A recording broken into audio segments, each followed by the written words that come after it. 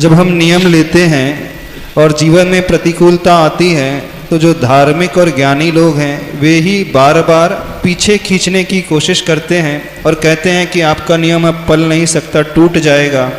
ऐसे समय अपने परिणामों को कैसे संभालें और उन लोगों को कैसे समझाएं?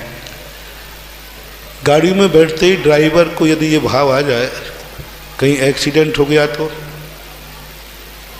हो सकता है कि नहीं, तो गाड़ी का त्याग कर दो। घर में बैठे हो, एक व्यक्ति ने कहा, बोले महाराज जी हमें बहुत डर लगता है मरने से, इसलिए मैं बाहर ही नहीं निकलता। तो मैंने कहाँ रहते हो? बोले घर में। मैंने कि घर में छत टूट गई तो? और बोले तुम्हारी ये तो टूट सकती है। बोले भाग बाहर जाओ। महाराज जी अब तो कुछ नहीं होगा। अरे बाहर जाए और ऊपर कोई चील नाक को ले जाए और नाक के ऊपर गिर जाए और गाज गिर जाए तो? ऐसा हुआ था अजमेर के अंदर, एक स्कूटर वाला जा रहा है, एक चील नाक को ले जा रही थी, ठीक उसके ऊपर आया, उसके मुंह से नाक छूटा, उस स्कूटर वाले पर गिरा, स्कूटर वाले को काटा, तुरंत चील आई और नाक को उठा के फिर ले गई, वो मर गया। तो ऐसे यदि तुम सोचोगे तो कभी कुछ कर ही नहीं पाओ। हमारा तोड़ने का भाव नहीं आना चाहिए, हमारा एक्सीडेंट का भाव नहीं आना चाहिए, हमारा मरने का भाव नहीं आना चाहिए। लेकिन ये घटनाएं घटती आई हैं, घट रही हैं, घटती रहेंगी। यदि हम लोग मुनि बनने के पहले सोच लेते कि कहीं यदि हम मुनि बने और खड़े होकर हार लेना है और घोड़ों टूट गए तो हो सकता है कि नहीं भाई? ये तो बताओ, हो सकता है? It may be possible. दुनिया में कुछ भी हो सकता है, इन सबको ध्यान में नहीं रखा जाता है।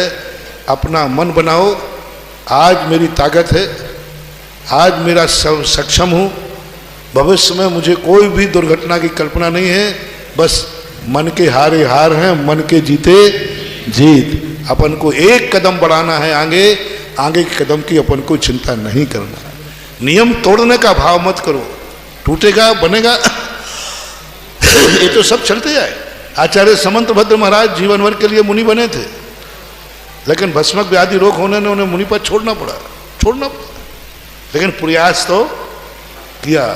नियम लेते समय ऐसा विचार नहीं करना चाहिए।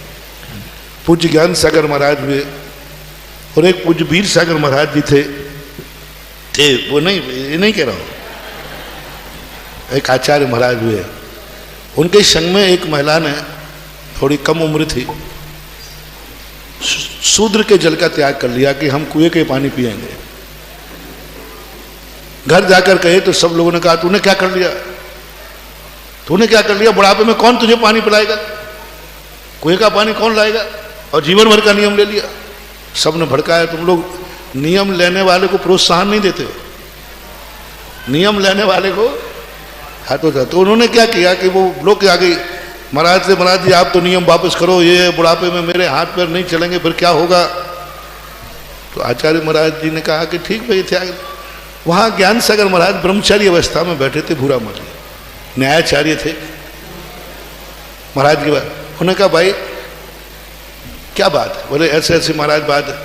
बोले भाई बुढ़ापा तूने देखा है कि बुढ़ापा आए गई, कल ही मर गई, तो कम से कम नियम के साथ बढ़े।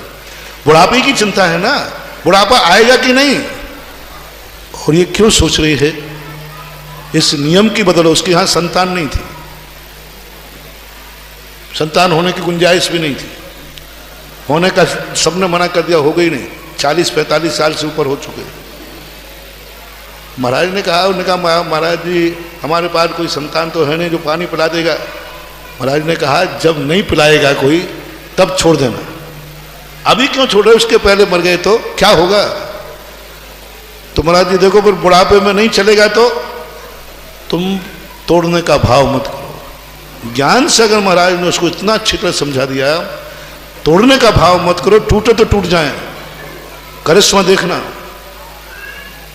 जो भूरामल जी ने ब्रह्मचारी ने समझाया, करिश्मा देखना। 2 साल बाद ही उसके संतान की उत्पत्ति हुई।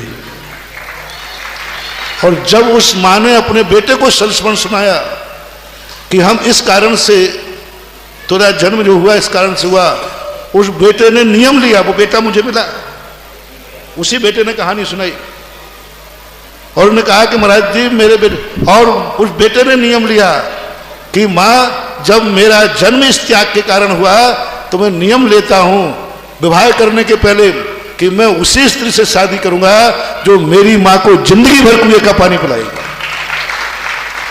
और पूरी जिंदगी भर उसने मां को वृत्ति बना करके समाधि करा के किया। तो नियम तोड़ने का भाव मत करो, ना जाने नियम से क्या क्या चमत्कार हो जाते हैं।